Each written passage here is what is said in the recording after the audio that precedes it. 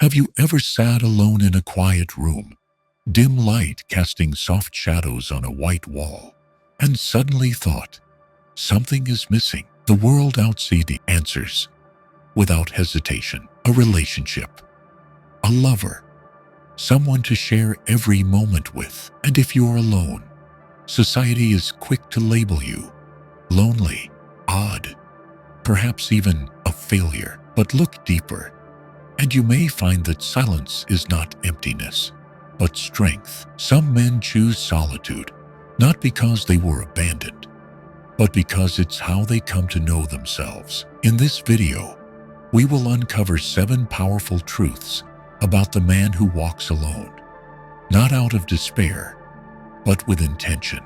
1. Self-reliance is not just a skill, it's a way of life. When a man chooses to live alone, he's not merely living without a girlfriend or distant from family. He's entering a path where every choice, every failure, every victory stems from himself. In a place where no one else remains to rely on, self-reliance is no longer an option. It becomes a matter of survival. In modern society, self-reliance is often misunderstood as a basic survival skill, knowing how to cook, do laundry, hold a steady job. But for the man who walks alone, self-reliance goes far beyond skill. It is a value system, a philosophy, a declaration that says, I am wholly responsible for myself. Without external, he cannot say, my partner didn't cook, no one reminded me to go to work, or no one cheered me up when I was down. These do not exist in the world of the self-reliant. His existence is tied to his ability to take responsibility for every moment he lives. He learns to create his own drive, restructure his lifestyle, and restore discipline whenever he drifts off course. Cooking a meal, cleaning his space, managing expense. They may sound simple, but these daily repetitions slowly shape a man into a model of self-mastery. With no one left to lean on, he learns to face procrastination, boredom, and the easy way out. He refuses to let laziness linger. He refuses to let feelings dictate action, because he knows if he doesn't rise and do the work, no one else will. Self-reliance is also the breaking of emotional dependence. In typical relationships, many rely on others to feel loved, seen, or reminded they matter. But the self-reliant man learns to derive his worth from his own actions and way of living. When no one is watching, he still does what's right. When no one praises him, he moves forward anyway. The presence of others no longer fuels his effort.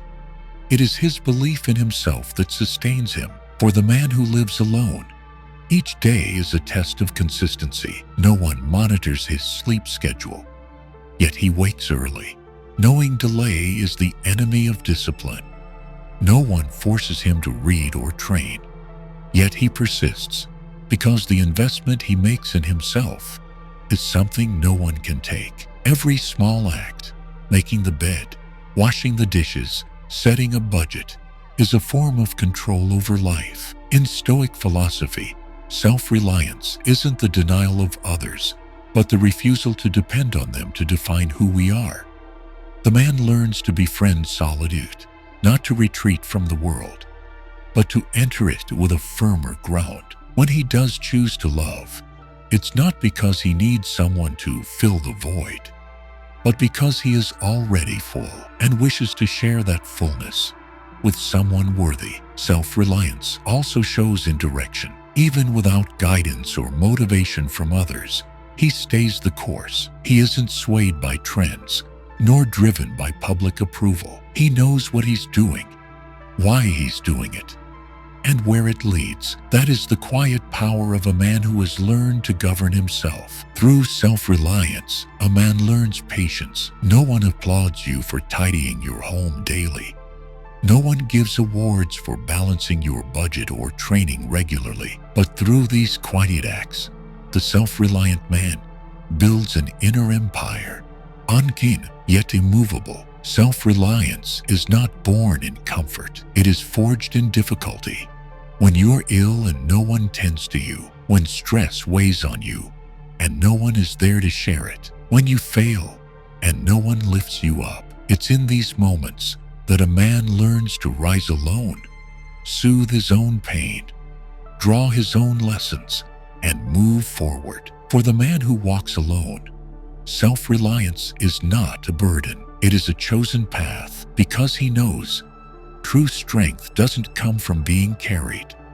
It comes from standing firm, even when the world turns away. And as Seneca once said, "He who is content with the least is richest of all." Self-reliance doesn't demand much, only that you begin with yourself and believe that things matter enough not to wait on anyone before you begin. 2.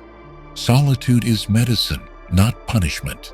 In modern society, solitude is often seen as something to be avoided at all costs. From television shows and social media posts to advice from friends, everything seems to echo the same message. You need someone by your side to make life meaningful. As a result, the man who lives alone is easily labeled as left behind, unattractive, or worse, broken. Yet to the man who lives alone in the spirit of Stoicism, solitude is not a misfortune to escape, but an ideal condition for self-forging. He does not see the absence of others as sadness, but as space to rebuild and recover. He doesn't seek to fill the void with shallow entertainment or fleeting relationships. Instead, he embraces silence as a warrior embraces training deep in the forest, where no one watches, but everything real is made. In that absolute quiet, the man begins to hear the voice within. It's the voice often drowned out by society's noise, the voice of intuition, reflection, and thoughts never deeply explored. With no one else to interrupt, he can ask himself the essential questions. How do I truly want to live? What am I afraid of? Why do I react this way? And through these silent inner dialogues, he gradually builds a foundation stronger than its external advice. Solitude, when approached properly, becomes the ground where wisdom grows. The man who lives alone often spends time reading, journaling, contemplating, and meditating.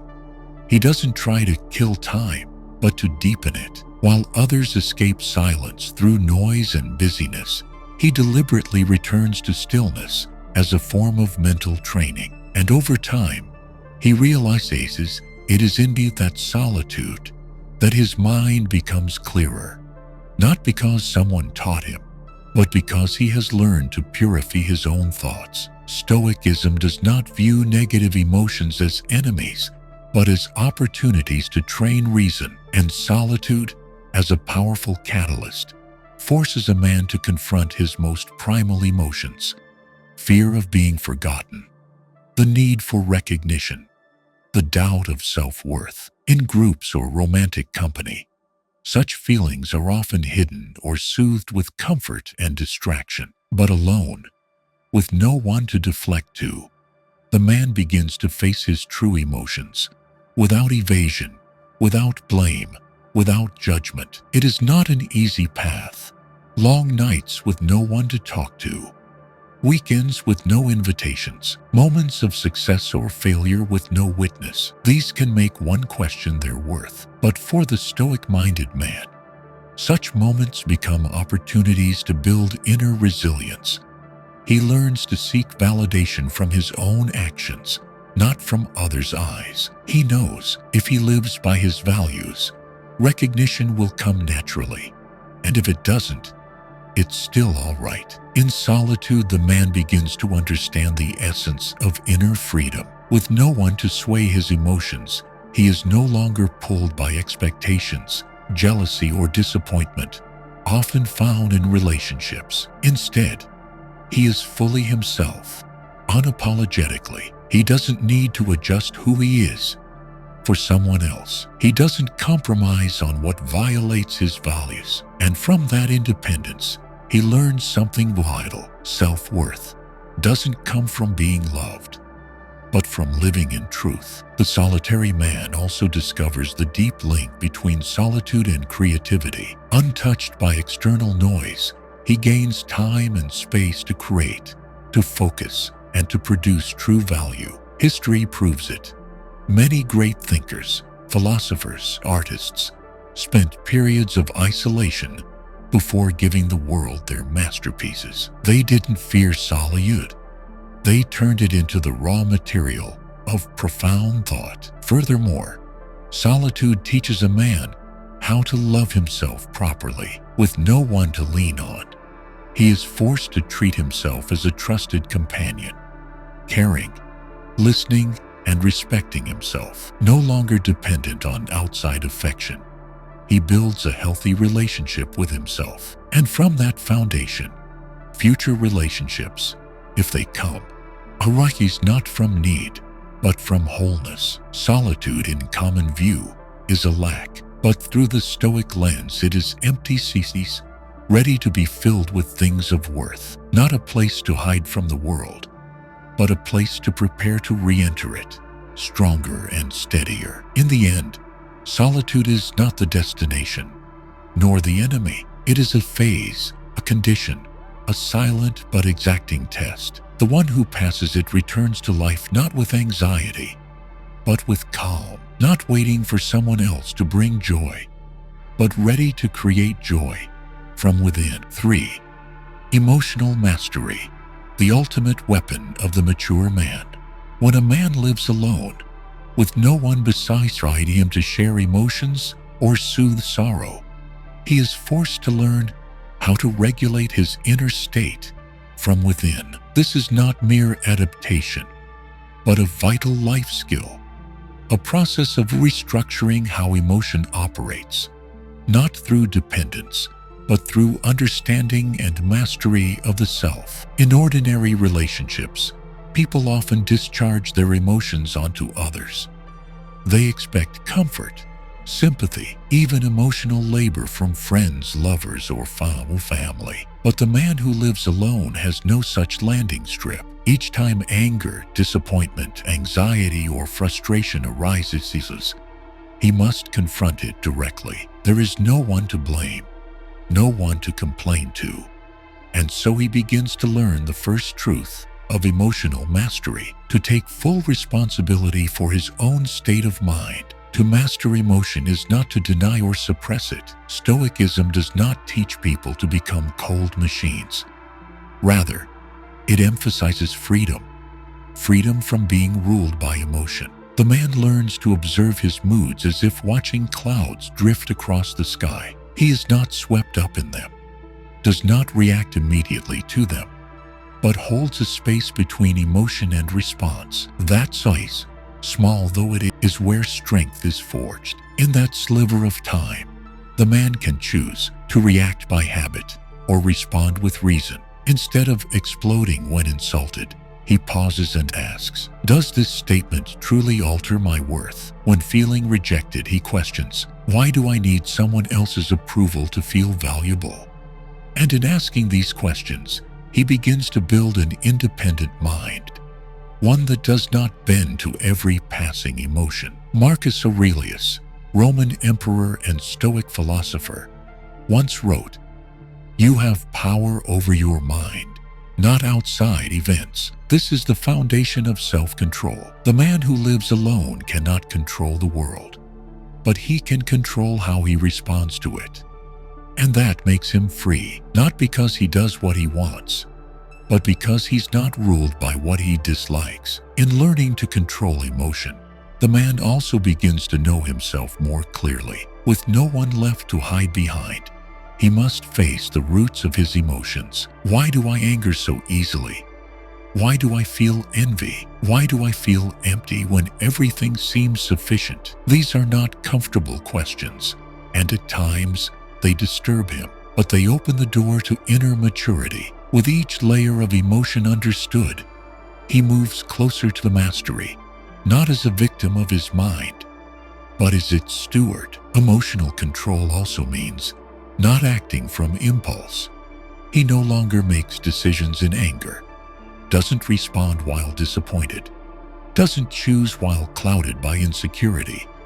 He knows that sound decisions require calm foundations, and if he hasn't reached that state, he waits, steps back, delays, rather than acting hastily and having to undo the damage. Moreover, living alone forces a man to develop the skill of self-soothing. When stressed, he doesn't call someone to vent. When exhausted, he doesn't depend on external encouragement.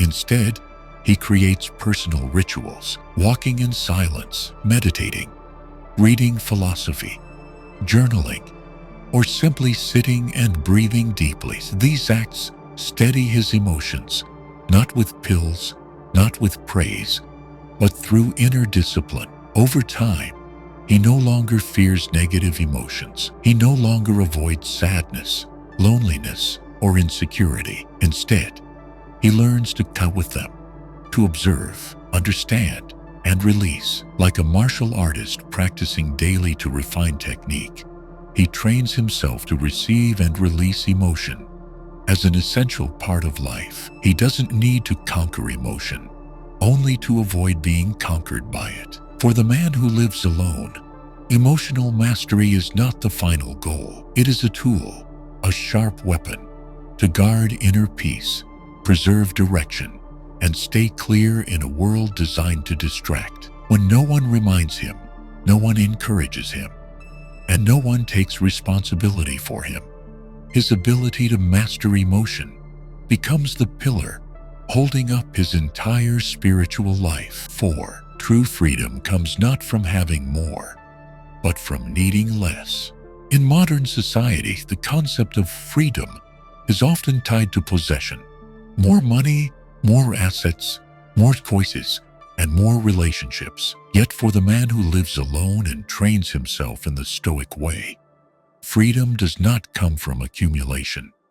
It comes from the ability to let go, from needing less. Living alone means the man has full control over how he spends his time, money, and mental energy. Unburdened by emotional obligations or typical social duties, he doesn't need to spend to please anyone, nor adjust his lifestyle to match someone else's desires. He can live by his own principles, simple yet profound. And from that simplicity, a form of freedom begins to take shape. Needing less does not mean living in lack. On the contrary, it is a wise act of selection, to retain only what is essential and remove what distracts or enslaves. The man does not chase after consumer standards imposed from the outside.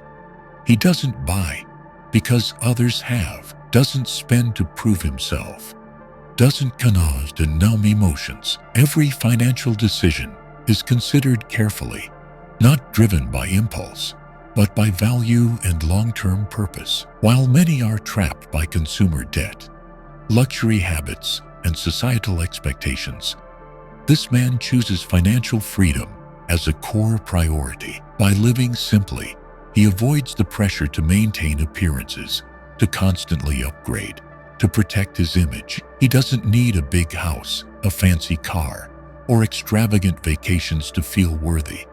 Simplicity becomes a shield, guarding him from material dependence, and with that, brings a peace that those who live in excess often lack. Once the craving for material things fades, the man also begins to release mental dependency. He is no longer pulled into comparisons, envy, or the feeling of not having enough when others have more. He understands that everything external, be it wealth or fame, can be taken away, and if happiness depends on such things, he will forever live in insecurity. But if he only needs little and enough to live by his values, then nothing outside can rob him of his inner freedom. In Stoic philosophy, freedom is not the right to do whatever one wants, but the ability to not be enslaved by any desire.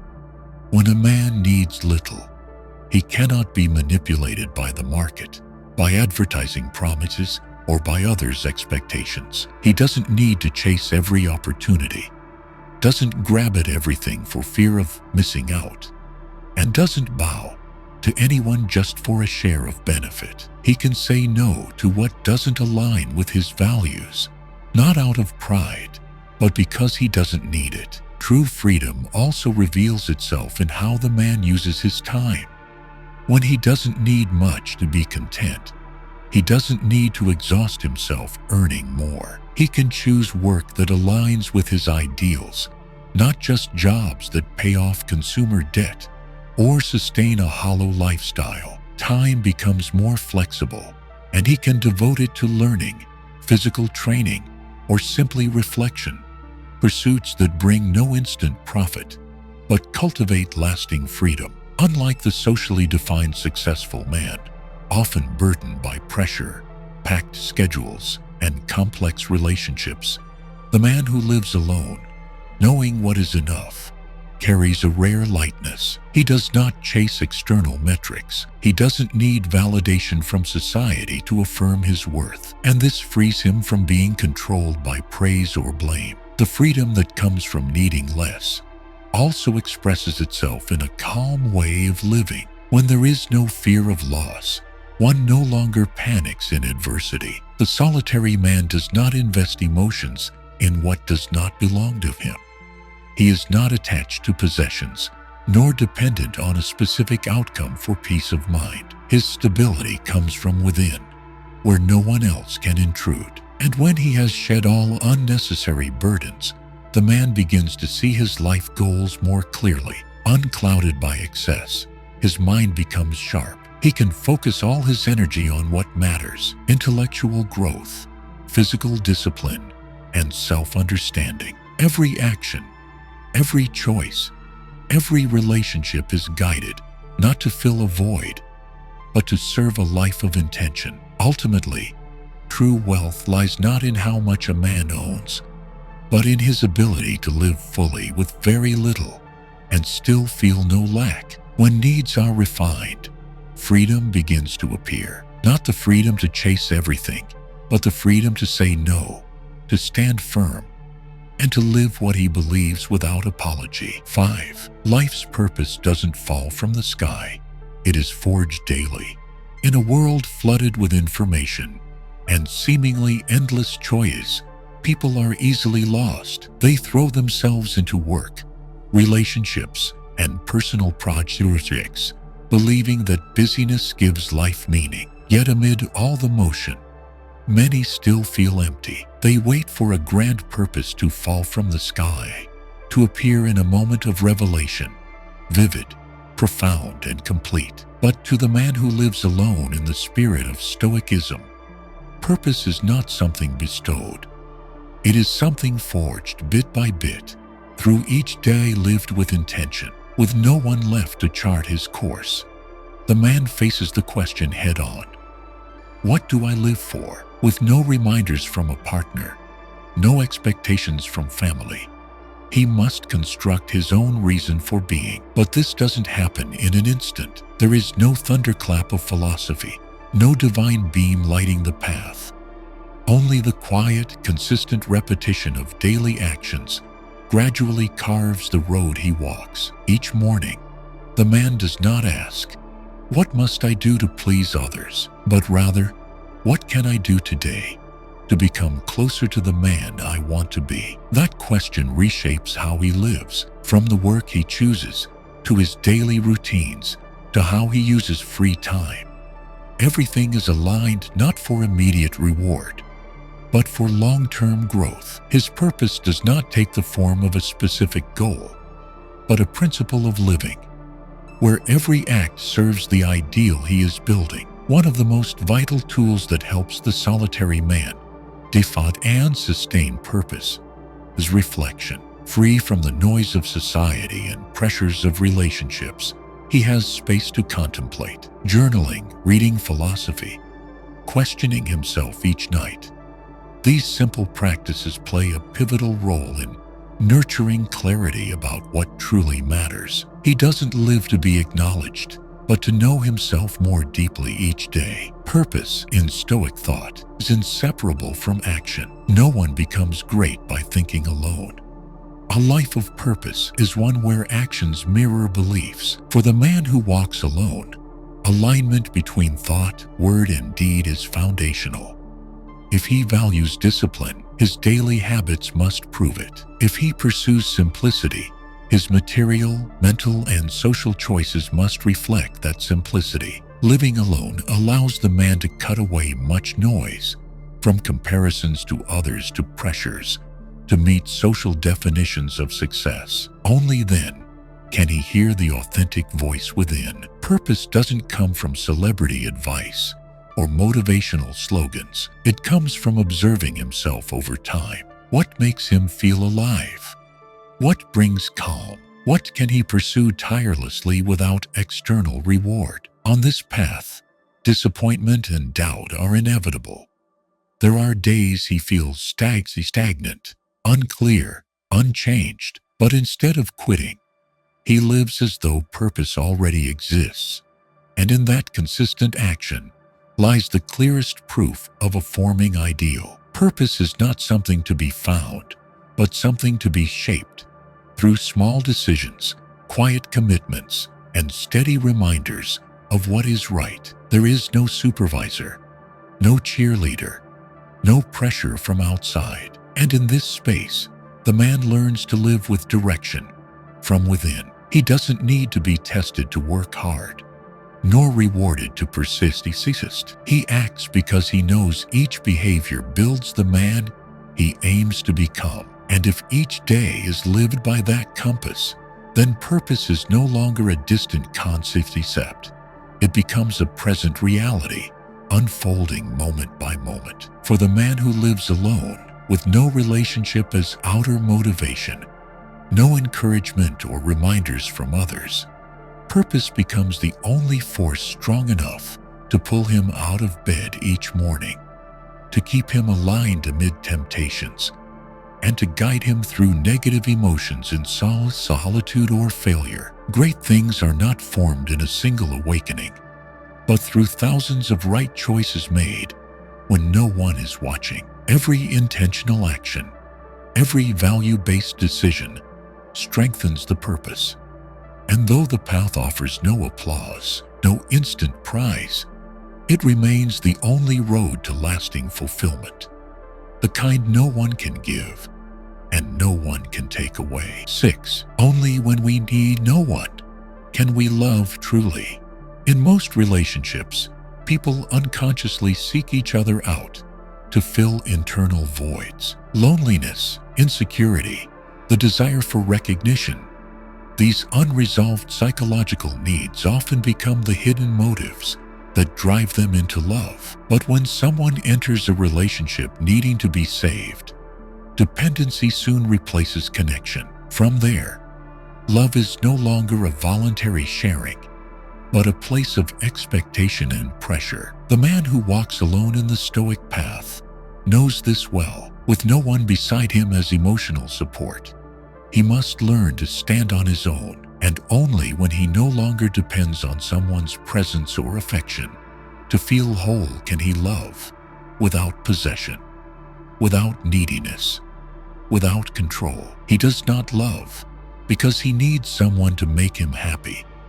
He loves because he is already whole and chooses to share that fullness. In Stoic philosophy, self-mastery is foundational, and love, to be pure and enduring, must arise from that self-mastery. When a man does not need love to affirm his worth, he is not pulled into power games in relationships. He does not love out of fear of loneliness, nor cling to someone to escape emptiness, nor seek a partner to patch parts of himself he hasn't yet understood. He does not love to be loved back, but because loving reflects who he is. Someone strong enough to choose love without losing inner freedom. Discernment in love comes from emotional stability. The man who lives alone and has cultivated emotional regulation is not drawn in by impulsive attraction, nor does he rush into temporary relationships just to escape sadness. He understands that feelings are fleeting, while alignment in values is the true foundation of lasting connection. Therefore, He takes time to observe, to understand, and to decide with care before allowing anyone into the inner world he has built through discipline and clarity. This does not mean he is closed off or afraid of connection. On the contrary, precisely because he has learned to live well alone, he is capable of opening his heart without fear of loss. When he needs no one to exist, he does not fear abandonment. When his sense of worth is not tied to affection, he does not need proof of love.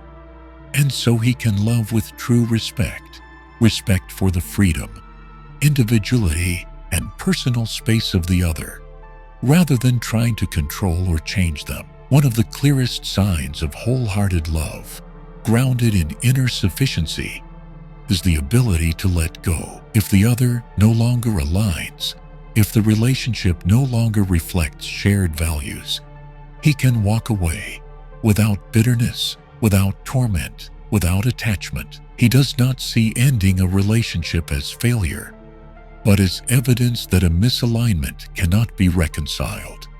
True love is not about possession or holding on at all costs. It is voluntary companionship between two independent people who choose to walk together, not out of need, but out of will. Inner sufficiency also enables the man to set healthy boundaries in love. He knows what is acceptable and what is not. He does not compromise with behavior that harms his dignity or violates his core values. He does not sacrifice himself to preserve love, nor does he ignore disrespect just to avoid losing someone. Because having lived alone and found fullness within, he does not see love as something he must have, but as something worthy to have if it meets the right conditions. To the Stoic man, love does not redefine who he is. It is the result of having already defined it. He does not seek love to figure out who he is, but because he knows that already, he chooses to love with intention. He does not expect love to change him or make him better. He understands that only through mutual growth and shared practice can a relationship endure. On the other hand, true love, born not of need, also so holds greater power to heal. For the man does not enter to take, but to give. He does not love to compensate, but to uplift. His presence in the relationship does not bring emotional burden, but offers steadiness, understanding, and respect. He listens not to reply, but to understand. He loves not to possess, but to allow both to grow freely while staying deeply connected. Living alone does not make a man cold or unfeeling. It makes him strong enough not to turn love into a remedy for wounds that haven't healed. When he no longer feels the need to have someone, he can finally choose with clarity and kindness, and that clarity becomes the ground for true love. A love not bound by lack, not driven by fear, not ruled by dependence. Thus, only when we need no one can we love truly, because then love ceases to be a necessity and becomes a gift, something shared from wholeness, not demanded to make us whole. 7. A true Stoic does not merely endure, he commands himself.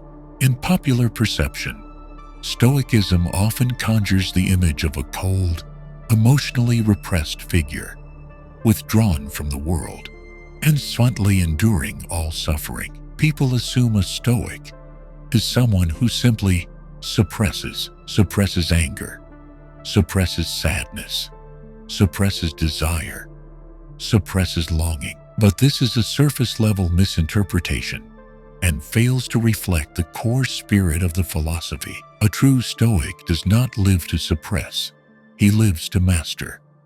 Stoicism does not teach the denial of emotion or the grim endurance of life. On the contrary, it reveals how to master the mind so that emotion does not dictate action and circumstances do not distort character. The man who walks alone, committed to the Stoic path, does not deny sorrow, suppress anger, or make himself numb. He simply learns to recognize emotion as it arises and chooses his response, not out of impulse, but out of judgment. The absence of dramatic emotional expression does not mean the Stoic feels nothing. On the contrary, he senses each inner movement clearly, but rather than letting emotion steer behavior, he directs it with reason. When angry, he does not lash out or retaliate, not because he holds it in, but because he knows actions taken in anger often bring damage. When grieving, he does not distract himself with shallow pleasures, not because he dismisses pain, but because he accepts sorrow as part of the human condition, worthy of observation, not concealment. Emotional mastery is a skill, not a rejection of humanity. The Stoic is not mechanical or unfeeling.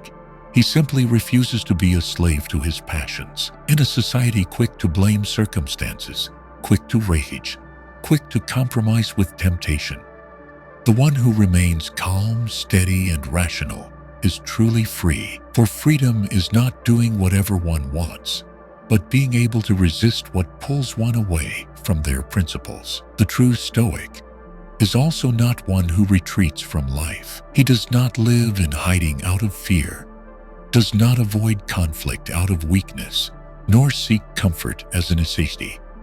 He faces life in its fullness, both triumph and failure, while keeping his mind from being swept away by the transient. He understands that the only domain he truly governs is himself. Everything else belongs to fate. Self-mastery does not mean controlling the world around him, but governing his response to whatever the world delivers. When misunderstood, the Stoic does not rush to defend himself. When rejected, he does not lower his sense of worth. When faced with hardship, he does not curse life. He does not suppress to seem noble. He simply knows what lies within his control and what does not. And to him, nothing is more wasteful than losing inner peace over things beyond command. The Stoic does not pursue perfection, but consistency. He does not strive to be the best in the eyes of others, but to remain loyal to his own values. While others sway under public opinion, praise or blame, the Stoic holds steady. He does not act rightly to avoid punishment, but because he believes it is right. He does not live to please society, but to live without regret before himself. Mastery in Stoicism is not a single act, but a habit forged daily. The man who lives alone learns to examine himself through the smallest reactions: his tone with the waiter, how he handles lateness, how he speaks when criticized. No audience watches, no applause follows, but every action is a test of how deeply he governs himself. The Stoic does not reject joy or happiness. He simply refuses to depend on it. He values the good when it comes, but does not grip it with desperation. He does not fear loss, because he understands all things are temporary. And this detachment allows him to live more fully, more deeply, without anxiety or regret. Ultimately, the true Stoic does not force strength. He is strong because he has undergone the internal training, where he learns to face his own weakness, accept it, improve it, and refuse to let it lead. The calm he radiates is not repression, but the fruit of long-earned maturity, self-mastery. That is the essence of the Stoic, not one who suffers in silence, but one who chooses silence at the right moment. Not one who hardens himself, but one who knows when to stand firm and when to bend. Not one who denies emotion, but one who uses emotion as a tool, never as a chain. There is one thing I've realized after years of living alone. Solitude doesn't destroy a person. Dependency does. Only when there's no one left to lean on are we truly forced to grow. And that growth doesn't happen in a single moment, but through the daily choices we make. Choosing to act instead of waiting, to face instead of fleeing, to be patient instead of reactive. In everyday life, this can begin very simply. In the morning, instead of scrolling through your phone for external inspiration, Get up early and step outside to breathe. Read a page of philosophy instead of meaningless news. Write in your journal a thought that reminds you you're living with intention. When your mood wavers, don't look for someone to complain to. Sit down and ask, what is steering me right now? We don't need to have everything figured out to begin living rightly. Every small action, from how we clean our space to how we speak to ourselves, can be the first step toward a Stoic life, clear, independent, and deliberate. And if you're not perfect today, that's all right. What matters is that you're facing the right direction.